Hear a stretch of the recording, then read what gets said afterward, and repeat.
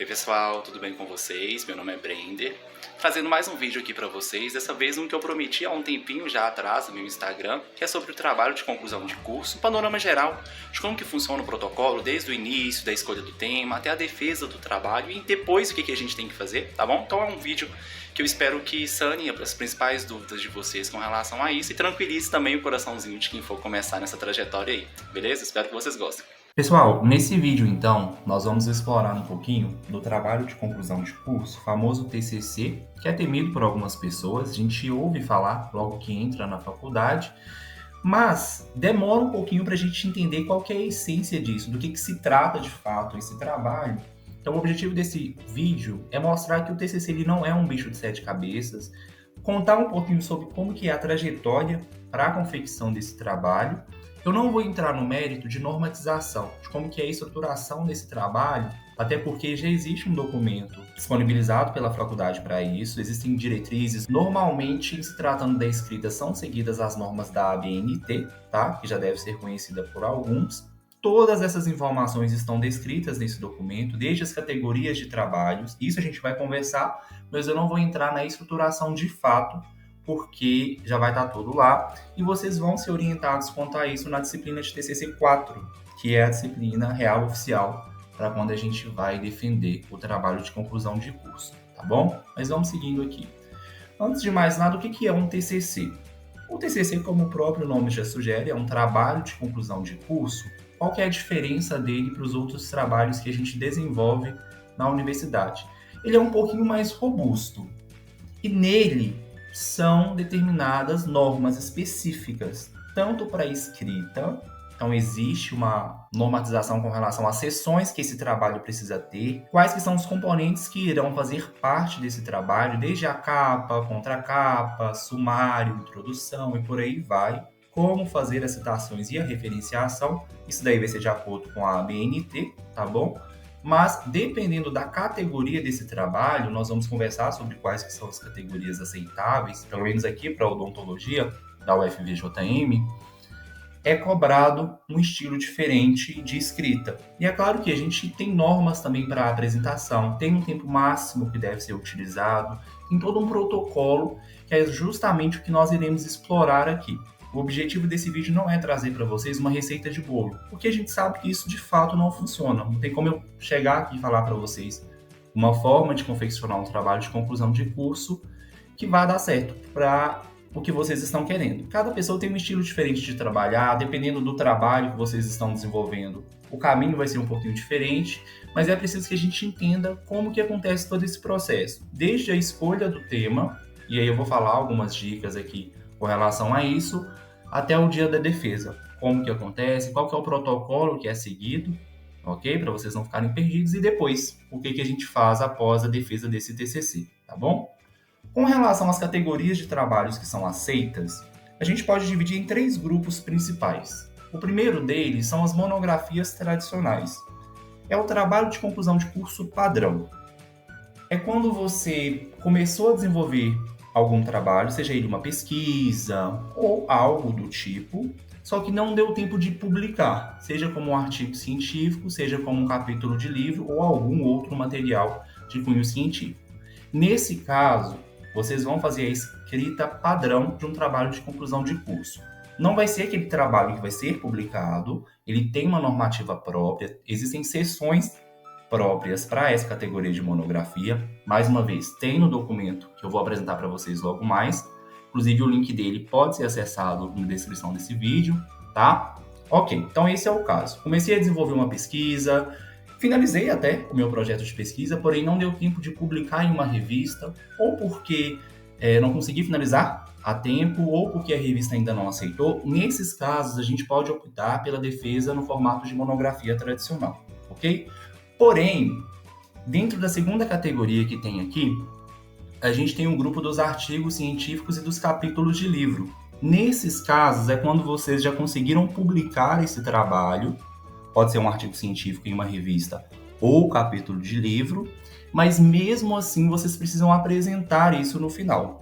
Tanto a parte escrita, que vai ser entregue para a banca, e que vocês vão entregar também ao final da disciplina, como também a apresentação em si. Todo esse evento de arguição com a banca no momento da defesa do TCC, ele precisa acontecer, seja ele como monografia, artigo, capítulo de livro, e até mesmo na nossa terceira categoria, que são os relatórios técnicos científicos. Que grupo é esse? São os relatórios de projetos que a gente desenvolve ao longo da faculdade, por exemplo. Porém, o detalhe desse grupo é que eu preciso ver com o meu orientador, que é o professor que vai me guiar em todo esse processo de confecção desse trabalho de conclusão de curso, como também com o professor responsável pela disciplina de TCC 4 na época. Por que TCC 4? Na odontologia, é a disciplina na qual você realmente tapa o páreo. É a disciplina que é para valer, real oficial. Nela é cobrado e determinado alguns prazos para vocês entregarem algumas partes do TCC. Tem a assinatura das documentações oficiais, de orientação, coorientação, contendo o título do trabalho. Tem um momento de convidar a banca que irá compor a defesa do seu TCC, tá? Tudo isso acontece nessa disciplina. E ao final dela, você só é aprovado se você fazer a defesa do seu TCC. E entregar, inclusive, a versão final logo em seguida. A gente vai conversar sobre esses passos com mais detalhe ao longo desse vídeo, mas já dando um spoiler aqui para vocês, tá bom? Então, basicamente, a gente tem esses 3 grupos de formatos de apresentação de TCC, tá? Mas explorando um pouquinho da odontologia, quais que são os tipos de trabalhos mais comuns na odonto e que podem ser utilizados como trabalho de conclusão de curso? O primeiro deles, e o mais comum, é o relato de caso. O relato de caso ele é uma categoria de trabalho onde você descreve um caso clínico de relevância, não é qualquer caso clínico que eu fiz na faculdade, tá bom? É um caso clínico que por algum motivo tem uma peculiaridade que cientificamente falando tem relevância. Eu apresentar isso vai mudar alguma coisa. É claro que relato de caso é uma evidência muito forte? Não. Se a gente for lembrar daquela pirâmide hierárquica de evidências científicas, está logo ali embaixo. Mas, dependendo do caso clínico que for descrito, se ele tiver uma característica incomum, que não é muito encontrada, ou que vai somar em algo para o conhecimento científico, é super válido, tá? Isso daí eu sempre vou ver com o meu orientador. Se vale a pena, se é um relato de caso passível de ser utilizado como trabalho de conclusão de curso. É muito comum eu querer publicar isso também, tá? Então vocês vão fazer tanto no formato de monografia, ou se der tempo já no formato de artigo, submete. Se ele for aprovado até a defesa, ok, vocês já podem montar o trabalho no formato de artigo científico. Mas se não, ele vai ser entregue no formato de monografia e ao final vocês podem fazer a adaptação para a publicação, tá? Diferente do relato de caso, a gente tem uma outra opção que são a série de casos. Qual que é a diferença do relato de caso para a série de casos? O relato de caso, ele engloba até 2, 3 casos clínicos. Se eu tenho um número de casos superior a 3, 4, 5, eu apresento isso como uma série de casos. A estruturação é muito parecida com o relato de caso, só que a diferença é que eu tenho vários casos similares ou não, mas normalmente dentro de uma mesma área, e eu vou explorar um ponto em comum nesses casos. Por exemplo, eu apliquei uma modalidade terapêutica para um determinado grupo de pacientes, para 4 pacientes, por exemplo. E aí eu vou avaliar como que cada paciente respondeu a esse tratamento. 2 pacientes responderam de forma super positiva, deu super certo o tratamento. Os outros 2 nem tanto. Ou 3 deram muito certo e 1 deu errado. Por que será que nesse 1 deu errado? É explorado esse tipo de coisa, tá? A estruturação é quase a mesma, mas existe essa diferença e tem essa possibilidade também. Se eu tenho um caso muito interessante, eu apresento como relato de caso. Se eu tenho vários casos, isso aí também é conversado com o meu orientador. Às vezes ele já tem um repertório aí muito bom de casos e você desenvolveu mais um. Vocês podem juntar isso, escrever, existe toda uma estruturação e apresentar como trabalho de conclusão de curso, se for relevante para tal. Uma outra modalidade que a gente tem dentro do trabalho de conclusão de curso são as revisões de literatura. E aí, nesse grupo, a gente consegue elencar 3 principais, lembrando que voltadas mais para trabalho de conclusão de curso. A revisão de literatura ela tem um leque muito grande de possibilidades. Nós não vamos falar de todas aqui, porque esse vídeo não tem o objetivo de falar sobre publicações, mas sim sobre o trabalho de conclusão de curso, tá? Mas na odonto, o que eu já pude perceber que é muito comum e dá para fazer, são 3 tipos de revisões de literatura. A gente tem a revisão mais comum, que é a revisão narrativa da literatura. É esse primeiro exemplo que está sendo mostrado aqui em cima. A revisão narrativa de literatura, eu vou fazer uma busca nas bases de dados de minha escolha sobre um determinado assunto e descobrir o que tem na literatura sobre isso. Dessa forma, eu vou discorrer, apresentar desde a introdução, depois lá nos resultados, discussão. Na metodologia também eu cito um pouquinho sobre como que foi feita essa busca, né? Só que não tem uma metodologia tão detalhada. Nem sempre eu consigo replicar esse tipo de trabalho, por exemplo. Fulano de tal fez uma revisão de literatura, uma revisão narrativa da literatura, publicou. Ok. Provavelmente, quando eu for tentar buscar com as mesmas palavras-chave, que são os termos que a gente utiliza nas bases de dados para achar trabalhos, eu não encontro o mesmo resultado, a mesma quantidade de artigos que ele encontrou para colocar nessa revisão, tá? Porque a metodologia de uma revisão narrativa não é tão detalhada assim. No pico de evidência científica, tá lá embaixo, porque não tem algo tão concreto assim. Ok. Uma outra possibilidade que a gente tem, que aí já pesa um pouquinho no nível de evidência, já fica lá próximo do topo, é a nossa revisão sistemática. A revisão sistemática, diferente da revisão narrativa da literatura, ela já possui uma metodologia um pouquinho mais detalhada. Ela usa uma estratégia de busca que é baseada em um guideline, que é um checklist para revisões sistemáticas, onde você precisa cumprir alguns tópicos de acordo com uma estratégia, traça uma pergunta-alvo da sua revisão sistemática e a partir dela você faz uma busca. No caso da revisão sistemática, por que ela está muito no topo da evidência científica?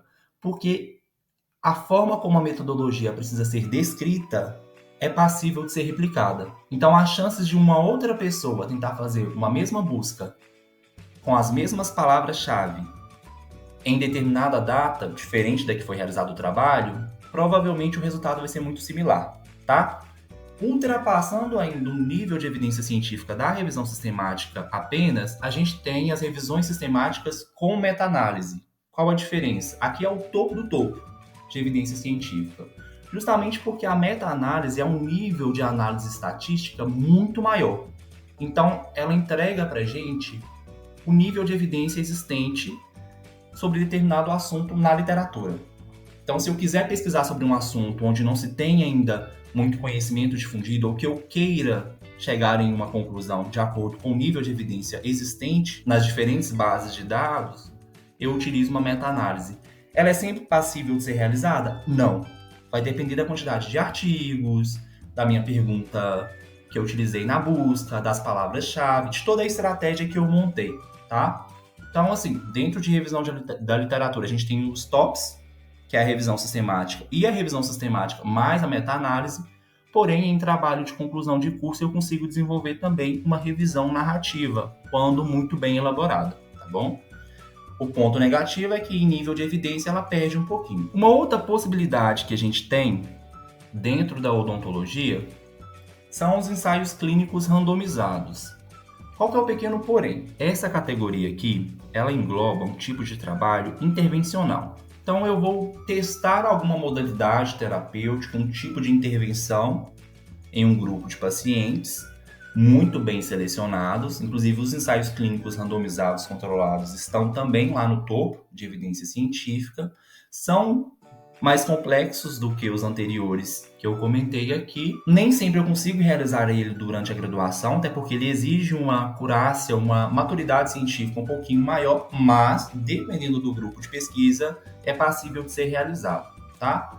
Esse ensaio clínico randomizado, ele serve para quê? Para eu testar alguma modalidade ou intervenção em um grupo muito bem determinado de pacientes e, ao final, chegar à conclusão se aquela intervenção é bacana, se ela me entrega resultados positivos, e dependendo, eu vou comparar uma modalidade diferente, que surgiu por agora, com um padrão ouro, que é uma intervenção que já é disseminada na ciência, já tem várias comprovações de bom nível de evidência que mostram que ela é ok, que ela é bacana de ser utilizada, e eu vou testar essa nova modalidade, se ela é similar ou, dependendo dos casos, superior a essa já existente, tá? Uma possibilidade que eu tenho, caso eu não consiga finalizar o meu ensaio clínico randomizado, ainda na graduação, é fazer o que a gente chama de piloto, um ensaio clínico randomizado piloto. O grupo amostral de um estudo piloto de ensaio clínico é bem menor do que o grupo amostral do ensaio clínico oficial, completo, e dependendo do que eu estou indo testar, eu consigo realizar isso ainda na graduação. Qual que é a importância de um ensaio clínico piloto, de um estudo piloto de ensaio clínico?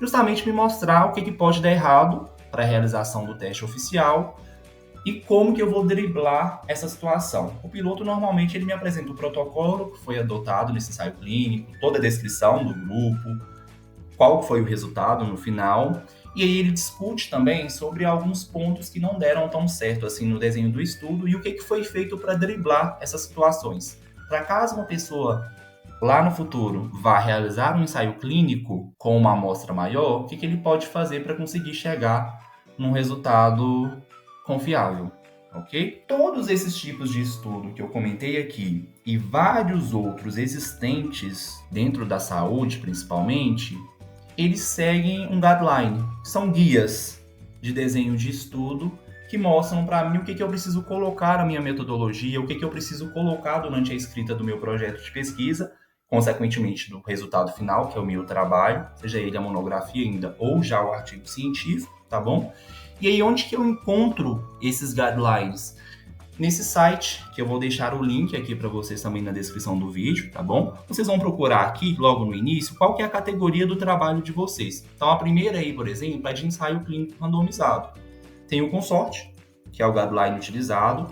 Dentro dele, eu tenho orientações a respeito de como escrever o desenho de um estudo de ensaio clínico e um checklist, quais que são os termos, os fatores, as seções que precisam estar presentes neste trabalho, inclusive no resultado final que é a escrita. E assim sucessivamente, tá? Tanto de estudos observacionais, onde eu não vou fazer nenhuma intervenção, eu vou observar algum fator, como também estudos onde eu vou realizar alguma intervenção. Tem as revisões sistemáticas ali embaixo também, estudos de protocolo, estudos de acurácia diagnóstica também, relato de caso. Então, tudo isso eu encontro aqui nesse site. É preciso que eu veja isso antes mesmo de começar o meu trabalho, porque senão chega lá no final e ficam coisas sem seguir, espaços, lacunas no meu trabalho, que vai tirar total o rigor científico dele. A gente viu um pouquinho sobre os estilos, os tipos de trabalho que são mais utilizados, mas como que eu vou escolher o meu tema de TCC e o meu orientador? Bom, normalmente opta-se por um tema de afinidade. Então, dentre todas as áreas da odontologia que até o presente momento você já teve contato, qual que desperta um maior interesse? Com qual que você tem uma maior afinidade? Ok, isso é um ponto. Porque a gente já acabou de ver aqui, já dá para perceber que trabalho de conclusão de curso, ele dá trabalho. É uma coisa complexa. Então, eu já escolhi uma coisa que eu não sou muito afim, que eu não me dou muito bem nessa área, não é algo que eu tenho afinidade, dificulta totalmente o processo. Então, se eu já tiver alguma área de interesse, de afinidade, é melhor eu partir por aí, tá? Consequentemente, o professor também vai ser dessa área. Normalmente, a gente tem um orientador, que é o professor que vai te guiar nesse trabalho, e o co-orientador, que pode ser um outro professor ou alguém da pós-graduação, que vai auxiliar esse professor durante as orientações para a realização desse trabalho, tá bom? Mas aí eu já chego pro professor de cara, assim, pergunto ele se ele quer me orientar, se ele tem um tema para me dar. Isso não é visto com bons olhos, tá? Então é interessante que, se possível, vocês já cheguem para esse professor com uma ideia de pelo menos uma temática dentro daquela área que vocês queiram trabalhar. Por exemplo, dentística. Você não vai chegar para o professor de dentística e falar, eu quero fazer um TCC na área de dentística. Ele vai te perguntar assim, ok, mas com o quê? O que você pensou em fazer? Pronto, travou ali agora, tá? Para evitar isso, a gente já vai filtrar um pouquinho mais. E como que a gente filtra isso? Vai ter que sentar a bunda na cadeira e pesquisar nas bases de dados para ver o que se tem na literatura sobre assuntos dessa área. Vamos continuar no nosso exemplo de dentística aqui. E se existe alguma lacuna, algo que ainda não foi tão explorado, porque não adianta de nada eu querer realizar um trabalho complexo de um assunto que já está mais que batido na literatura. Não tem nenhuma lacuna, já está mais que batido o martelo sobre aquele assunto. É um trabalho desnecessário, não é relevante cientificamente. Então é bom que eu procure algo que não é tão pesquisado, ou que é novo, surgiu agora no mercado e eu quero analisar a performance desse material em paciente, por exemplo, ou in vitro também, que são as pesquisas em laboratório, que são passíveis de serem realizadas também, tá? Nesses casos, a gente utiliza as bases de dados existentes. A que eu mais gosto de utilizar é o PubMed, provavelmente é um conhecido de várias pessoas que estão assistindo esse vídeo, mas antes de eu chegar lá, que é onde eu vou encontrar os meus artigos científicos, tudo que eu tenho na ciência difundido sobre isso, eu preciso criar o que a gente chama de palavras-chave. São descritores, termos relacionados com a minha pesquisa e que irão direcionar o meu trabalho. Para isso, eu posso utilizar uma plataforma chamada DEX, no caso do pessoal da saúde, que são os descritores em ciência da saúde. Como que ela funciona? Eu vou escrever o meu termo nesse espaço que está indicado aqui na frente e vou dar um OK, um Enter. Ela vai me falar se esse termo é um descritor oficial em saúde ou se existe algum termo similar que eu possa utilizar. Prefiram utilizar termos cadastrados nessa plataforma, principalmente no caso de pessoas que querem fazer revisões da literatura, sejam elas narrativas, sistemática com meta-análise, porque lembram que ela precisa ser replicável, principalmente no caso da sistemática e da sistemática com meta-análise. Então, eu já parto daí, ok? Eu vou selecionar, então, os meus termos, as minhas palavras-chave, aqui na DEX. Os links, tanto do DEX como PubMed, vão estar disponíveis na descrição também. E no caso do PubMed, ele é uma base de dados, só que não é a única existente, ok? Existem várias outras, periódicos CAPES, Medline e algumas outras que vocês podem utilizar também. Eu estou sugerindo essa porque é a que eu mais utilizo, ok? Feito isso, eu vou pesquisar artigos científicos, ver o que tem de atual em pesquisa científica sobre essa área que eu quero, descobrir uma temática ali dentro dessa área que é de meu interesse. Por exemplo, a gente está falando de dentística. Eu jogando no PubMed, eu descobri que eles não estudam muito sobre uma resina composta X para uma restauração do tipo Y. Ok, já é uma ideia que eu posso começar. Alguém já desenvolveu algo do tipo? Tem alguma revisão da literatura sobre isso? Principalmente se for uma revisão sistemática, que eu sei que tem uma acurácia científica maior. O que se tem de conhecimento? É muito comum, ao final de uma revisão sistemática, eu encontrar o seguinte termo, ou a seguinte passagem. Apesar dos achados deste estudo, são necessários maiores pesquisas acerca do material X ou acerca dessa temática, a fim de estabelecer um protocolo, ou só fala que são necessários maiores estudos. Ótimo, pano para manga para eu realizar o meu estudo dentro dessa temática que eu estou pesquisando, ok? Isso tudo eu vou anotar para já chegar para o professor com uma sugestão, beleza? Quando a gente vai realizar alguma pesquisa com seres humanos em saúde, é preciso que essa pesquisa esteja aprovada pelo Comitê de Ética em Pesquisa, antes mesmo de ser iniciada. E como que eu faço isso? Como que eu envio esse projeto de pesquisa para o CEP? Eu faço isso através da plataforma Brasil. Eu até tirei um print dela aqui para mostrar para vocês, é essa que está aparecendo aí na tela, tá bom? Normalmente é o professor que tem acesso e que vai fazer o cadastro desse projeto de pesquisa no sistema. A plataforma Brasil, ela vai enviar isso para o Comitê de Ética em Pesquisa da sua faculdade, no nosso caso aqui da UFVJM, e depois de 2 a 3 meses eles irão devolver com o parecer. Se foi aprovado, nesses casos a gente já pode começar a pesquisa. Se precisa de alguma modificação antes, então a gente precisa modificar quando eles pedem, enviar o projeto corrigido e com uma carta-resposta falando tudo aquilo que a gente alterou de acordo com o que eles solicitaram. Ou, em alguns casos, ele pode ser reprovado sem ressalva. Nesse caso, é escrever um projeto de novo para submeter, tá bom? Então, no caso das pessoas que querem realizar pesquisas com seres humanos, é bom a gente fazer isso com uma certa antecedência, porque o CEP normalmente demora de 2 a 3 meses para responder. Se eu já estou lá no 8º período, cursando a disciplina de TCC 4, provavelmente não vai dar tempo, se eu fizer isso lá. Então eu vou fazer essa submissão lá para o meu 6º período, 7º, estourando, tá? Para dar tempo do CEP aprovar e eu conseguir desenvolver o meu trabalho. Relato de caso, série de casos precisa ser submetido no CEP? Dependendo da revista, é obrigatória essa submissão, tá? Mas, por descargo de consciência, se eu já tenho em mente que eu vou realizar, confeccionar um relato de caso, escrever um relato de caso para utilizar como monografia e futuramente publicar como artigo científico, já faz a submissão no CEP de uma vez, ele sendo aprovado, tudo ok, tá? Mas de praxe, qualquer pesquisa com seres humanos em saúde, ela precisa ser aprovada pelo Comitê de Ética. E essa aprovação, todo esse trâmite é feito pela Plataforma Brasil.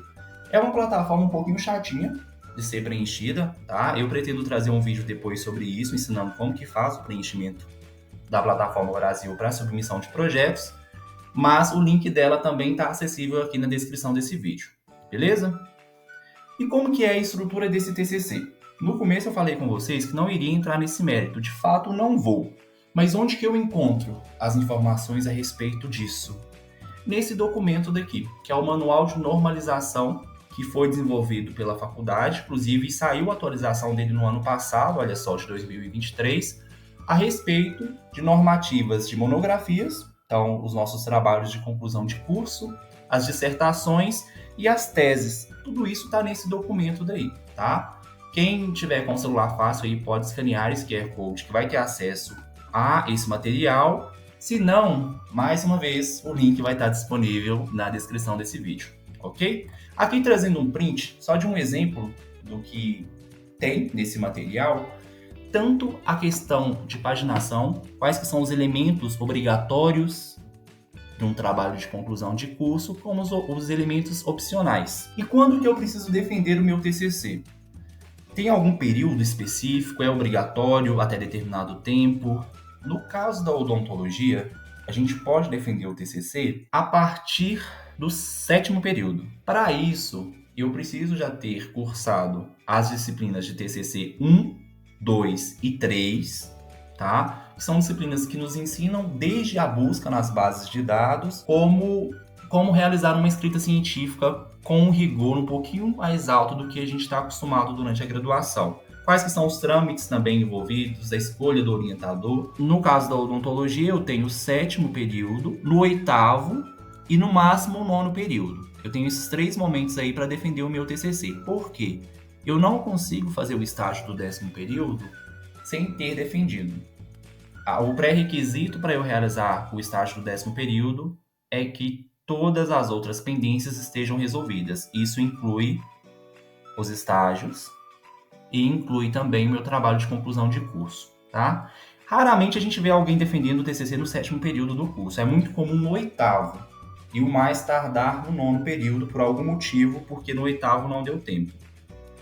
Mas a gente tem esses 3 períodos aí para defender, 7º, 8º e 9º. Vai depender do trabalho que você realizou, se ele já estava encaminhado ou não, e também do que seu orientador acha disso, tá? Dependendo de que pé que o meu trabalho está, de como que eu estou com relação a isso, vale a pena segurar mais um período? Vale. Do que eu correr o risco de não ser aprovado no meu trabalho de conclusão de curso, tá?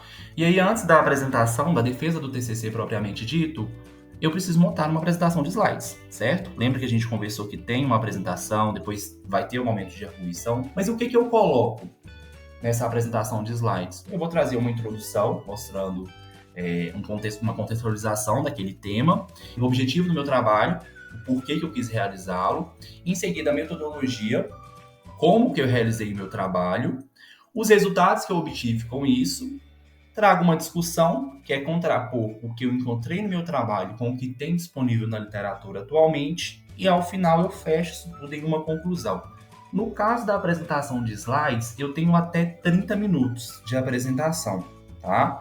Parece muito, mas não é. A gente sempre tem que ficar ensaiando no final para não extrapolar esse tempo, porque o que a gente está falando aqui desde o começo é uma apresentação, é um trabalho complexo. Então, não é qualquer seminário que a gente já está acostumado a apresentar durante a graduação, ok? Então, tem toda uma elaboração por trás e é preciso que eu valorize o meu trabalho nesse momento. É onde eu começo a vender o meu peixe. É claro que, no dia, a banca já leu o seu trabalho? Eles já estão carecas de saber do seu trabalho? Sim. Mas é preciso que você mostre que você tem domínio daquele assunto. No caso de um relato de caso, é interessante que eu coloque as imagens, as fotos, tá? Lembrando sempre de colocar aquela tarja preta para não identificar o paciente e sempre buscar referenciar tudo aquilo que eu coloco ao longo da minha apresentação, beleza? Como que é no dia da defesa desse TCC? Qual que é o protocolo ali que é adotado? Vamos lá. No dia, vão estar presentes orientador e co-orientador, os membros da banca e a gente ainda tem os membros suplentes da banca. A banca, normalmente, ela é composta pelo seu orientador, que é o presidente da banca, ou o co-orientador, um dos dois, e 2 professores ou técnicos convidados que têm experiência na área do seu trabalho. Por quê? Qual que é o papel de uma banca de TCC? É contribuir para a publicação do seu trabalho.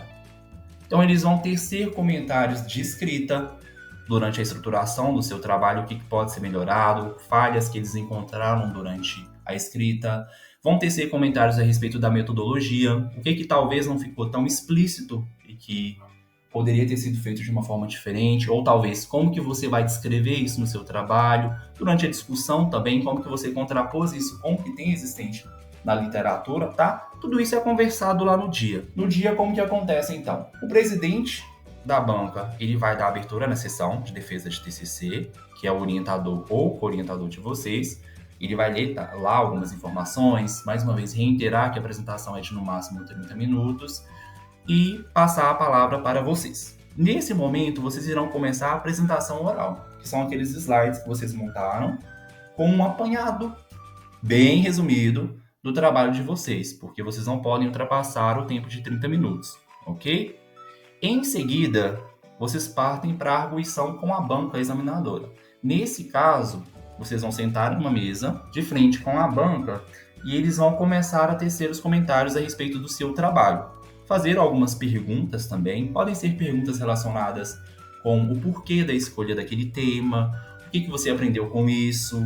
No caso do teste de algum material, é muito comum a pergunta de se você utilizaria esse material no seu consultório, tá? O que o seu trabalho pode contribuir para literatura, para a evolução do conhecimento científico a respeito daquela temática e algumas coisas estruturais também, ok? Por último, o orientador ele fala, até porque ele acompanhou toda a produção do trabalho, certo? Tece alguns comentários também, discute a respeito da banca. Feito isso, eles vão pedir para que vocês saiam da sala, porque é o momento da banca discutir sobre o trabalho, se ele vai ser aprovado ou não. Finalizada essa discussão, vocês são chamados mais uma vez para entrar na sala e é divulgado o resultado do trabalho. Muita gente pensa assim, meu Deus, e se eu não for aprovado? Gente, pensem comigo aqui. Se o orientador de vocês permitiu que vocês se inscrevessem na disciplina de TCC 4, acompanhou o desenvolvimento do trabalho e sabem que vocês irão defendê-lo, se ele deixou chegar a esse ponto, é porque ele sabe que o trabalho vai ser aprovado. Como o nome dele também está em jogo, então nenhum orientador deixa um trabalho de conclusão de curso caminhar até o final se ele sabe que ele vai ser reprovado. Se ele sabe que não vai dar conta, ele vai falar, olha, vamos segurar para o próximo período. Já vi isso acontecer em alguns momentos? Sim, e tá tudo bem, tá? Antes vocês segurarem um período e apresentar um trabalho com uma qualidade e com a certeza de que ele vai ser aprovado, do que apresentar por apresentar, chegar lá no final, vocês terem que fazer a disciplina no próximo período, tá bom? Então, se vocês chegaram ao ponto de defender o TCC, não tenham dúvidas nenhuma da aprovação dele, tá? O nervosismo ele vai acontecer de qualquer jeito, a gente está vivo, né? O nervosismo ele é inevitável nessa parte, é um trabalho muito importante, é um marco na trajetória acadêmica de todo mundo, então é super normal ficar nervoso. Mas ninguém sabe mais o trabalho de conclusão de curso do que vocês mesmos, que ficaram cansados de mexer com ele, fizeram 1 milhão de modificações, manda para o orientador devolve com algumas sugestões, e esse bate-volta vai durando o período inteiro de confecção do TCC. E faz parte. Chega no final, vocês já estão mais que carecas de saber daquela temática. A apresentação de slides é justamente para que vocês mostrem para a banca e para o público que vocês dominaram aquele assunto. E também mostrem o que vocês conseguiram encontrar com aquele trabalho, tá bom? Então, com relação a isso, podem ficar despreocupados, que eu tenho certeza que se já estão assistindo esse vídeo e estão na reta final, a aprovação vem aí, tá? Mas aí, e depois da defesa do TCC, da aprovação, o que faz? Lembra que lá no início eu comentei que vocês precisam entregar uma versão final do trabalho para a professora responsável pela disciplina? Essa versão final ela fica disponibilizada no acervo da faculdade. Porém, durante a defesa e arguição com a banca, eles vão tecer alguns comentários e passar algumas sugestões de modificações que poderão ou não ser acatadas por vocês e os orientadores. Nesse caso, vocês irão sentar depois, ver o que vai ser acatado, o que vocês irão modificar, realizar essas modificações e só então essa versão vocês vão entregar para a disciplina, para a professora responsável, ela vai orientar vocês com relação a isso. E também algumas dessas orientações podem ser aplicadas para a confecção do artigo científico ou capítulo de livros, foi escolha de vocês, e publicação em alguma revista, ok? Pessoal, eu acho que com relação a essa temática de trabalho de conclusão de curso, o essencial de vocês saberem é isso. O restante são detalhes que são conversados entre vocês e os orientadores, tá bom? Mas caso tenha ficado alguma outra dúvida, alguma outra curiosidade, fiquem à vontade para entrar em contato comigo. Eu deixei minhas redes sociais aí de mais fácil acesso, tá bom? E agora é colocar a mão na massa. Desejo para vocês uma boa sorte na realização desse trabalho e não desistam não, porque vai ser trabalhoso, mas vai valer a pena no final, tá bom? Até o próximo vídeo. Tchau, tchau.